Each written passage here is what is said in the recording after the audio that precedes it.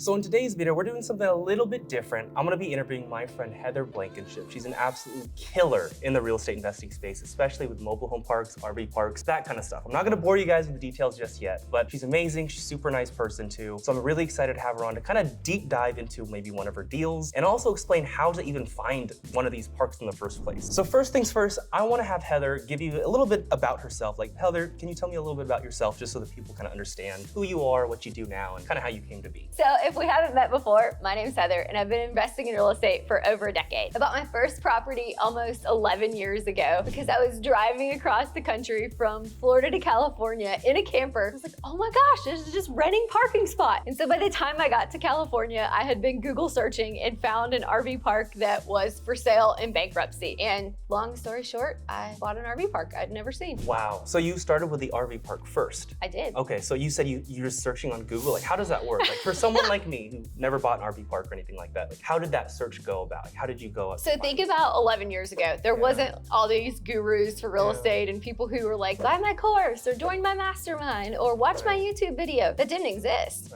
And so you Google search everything. So I'm Google searching like RV parks for sale in Tennessee, and I found a property that was for sale, and it was near the tourist attraction for us. We have Dollywood, which is our version of Disney World, only we have Dolly Parton instead of Mickey Mouse. And I'm like, how could it go wrong? It's in smack dab in the middle of a tourist town with the #1 visited national park in the country, which is the Smoky Mountain National Park. I'm like, why would people not come here? Okay, so that's crazy. So you just searched for an RV park and this was listed by the owner, like for sale by owner? No, it was in foreclosure. And the bank had already taken it back. And the bank had listed it with a call the realtor, and he put me in connection with the bank immediately because he didn't know anything about RV parks. I'm not sure why they even used a realtor. And because that's the thing about it. It's such a niche specific asset class that you can't use a regular realtor. You have to use a broker or somebody who's specific to the asset class, whether you're buying mobile home parks or RV parks or self-storage facilities. All of these kind of niche things have specific brokers. Otherwise they'll never sell and you'll never find them. I was really trying to get an idea of like, okay, how it was listed, like how you found it. So it's through a broker, like foreclosure. Right. And so I call the bank and I'm like, hey, I want to buy this. And they're like, how much money do you have? I was like, I don't have any. And so this was back after the market had collapsed, and banks were doing deals differently than they do nowadays. So they wanted to get rid of these properties because they're not operators, and they're essentially trying to operate this property that's got 100 people living in it. And so they gave me a non-recourse loan with no money down. I was 26 years old, and it was $3.2 million. So as much as this was like this lucky break, my first payment was $18,500, and my first electric bill was 20 grand. So I had to very quickly figure out how to run an RV park. Wow. Okay, so you're put in that position. Maybe you find the deal, and I actually want to talk about a lot of people who are listening right now. You hear mobile home park, RV park, you're like, no, it's too out of reach for me. Like, how were you able at 26 years old to make that jump and say, I just want to buy a big park? Like, I feel like first to buy something, you have to get into the right mindset of like being, I could do this. How did you have the confidence of feeling like you could just do it, or did you just not think about that?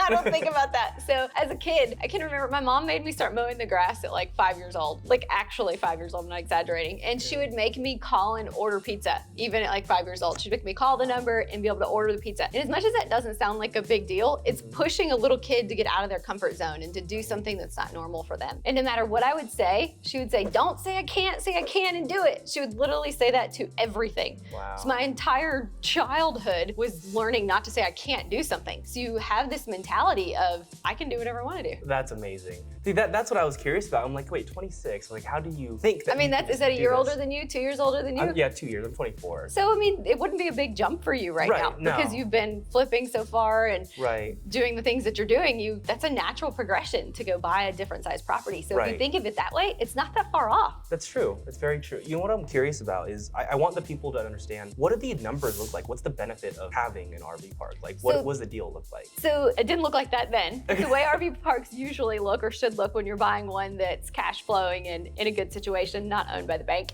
They are this perfect mix between cash flow and appreciation. Think about the cash flow you get from an Airbnb. Only they're still a single family home, so they're valued like the houses around them, not from all this great income that they take in, because it's not a commercial property. It's still a single family home. It's not a commercial property. But if you buy a commercial property, like a hotel or an RV park or some kind of resort, they're valued like a commercial property off of a cap rate. So you're taking the income and you are dividing it by whatever the going cap rate is, capitalization rate, your rate of return. As much income as you can pump out of that property, not only does it give you the cash in your pocket, it increases the value of the property. So that property now that cost me $3.2 million 11 years ago, brings in almost $2.5 million a year with 10 different streams of revenue. And those 10 streams of revenue are kind of sky's the limit on the different types of things you can do to bring income in. So with that $2.5 million that it's bringing in now, it has about a 50% expense ratio. It's worth about $15 million.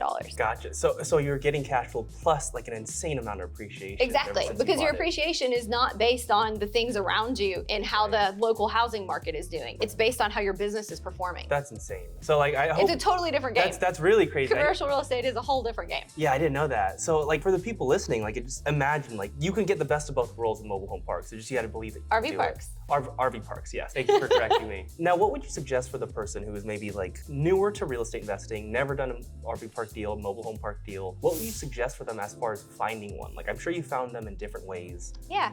What do you do now to find them, and like what would you suggest someone new to do to find them? So there's a couple different ways you can find them for sale. There's industry-specific websites, things like Parks and Places, Campground Connection, RVParkstore.com, but you can always find commercial properties on sites like LoopNet or Crexi. You're gonna find things there, but nothing is better than good old-fashioned cold calling, because RV parks are 88% owned by mom and pop, which is one of the great things about buying them right now is they haven't been sucked up by all the institutions and the price pushed so high that the average person can't buy them. Right. So it's something that you can still do that cold calling and talking to the owner and still get a really great deal on them that's good for you and good for them. Right. Okay, gotcha. It's basically like, it's kind of the same kind of search as commercial properties. A lot of people go through LoopNet, 100%. stuff like that. 100%. But I didn't realize it was a lot of mom and pop owners. That's Yes. very new. I didn't know that. Which means lots of them aren't willing to pay that broker fee because they're like, well, I'm not paying you. Sometimes my largest, so I did brokerage for a couple years. I did $300 million in transactions in RV parks and mobile home parks. And my largest commission was $1 million.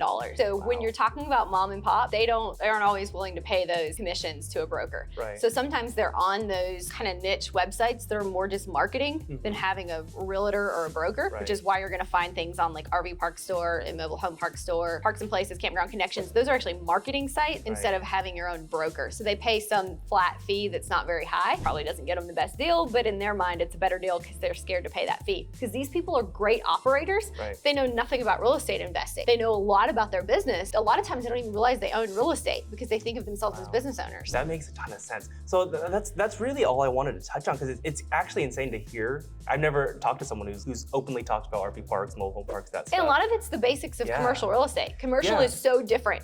I don't own any single family homes except for the one that I live in. Wow. And so I'll meet people and say I'm a real estate investor and they're like, oh, you can help me find a house. I'm like, dude, I know nothing about buying houses. I don't know anything about buying houses. Oh my It's gosh. so different. So for those of you watching right here, I just want you to realize that it's simple to find one of these RV parks mobile homes. It might be hard. It might be a lot of cold calls, a lot of searching on LoopNet and other these sites that you mentioned. But if you want to get in the space, you realize you can make a lot of money doing it. I'm sure it's provided you a life that you've enjoyed. You know, it's a good life. For sure. And you just have to get after it. So like, just from what we've learned, I don't want to go too in depth, because the more in depth we go, the more information I give you, the more you're not going to take action. So just realize, just start cold calling. If you're looking for these mobile home parks, look at LoopNet, look at RV, whatever sites you mentioned. I don't even remember the site. I'll actually be going back to see like, hey, what sites did you mention? Let me look at these. But just try to search, and then you're never gonna find a deal if you don't make offers. So start talking to people. If you don't analyze the deal, just talk to the people who do. So Heather's information will be linked in the description below. Thank you so much for being on. Thank you for having me. This is great. Yeah, no, I know they enjoyed it. Appreciate you a ton.